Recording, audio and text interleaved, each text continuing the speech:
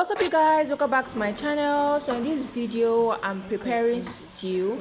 I'm also boiling beans and white rice to pair with the stew.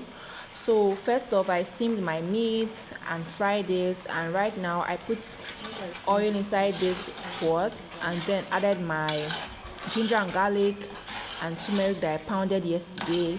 Then I went in with my meat stock, so that's why it's looking like this. Okay, so after putting it, I allowed it to cook a little bit and I was stirring it a little bit before I went in with my sachet tomato. Yeah, I used patty jollof, Gino patty jollof for this. Yes, so after that I mixed everything together. You can see my beans boiling over there. I was boiling my rice at the cam gas, so so I started mixing the stew so that the sachet tomato can blend into the stock very well, and the ginger and garlic and turmeric that I pounded.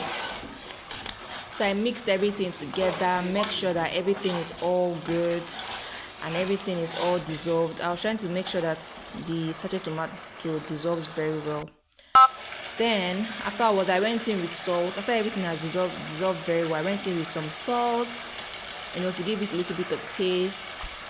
Though I steamed my meat with my cow meat, I steamed it with onions, pepper, and a little bit of salt with Maggi.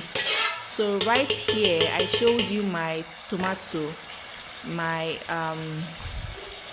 tomato, shombo, green pepper and onions that I blended yesterday. So I boiled it in that pot. When I finished boiling, I just boiled it to remove that sour taste from the tomato. After it boiled for a little bit, I now added it into what I fried. Then I mixed everything together. I had to allow this thing to cook a little bit, to cook for a while actually. Then I went in with my fried cow meat. So this is what I fried. It was actually very tasty because I allowed it to bring out its juice. I didn't add too much water when I was steaming it. Yeah, so I put everything together and then mixed it. So I started mixing everything together.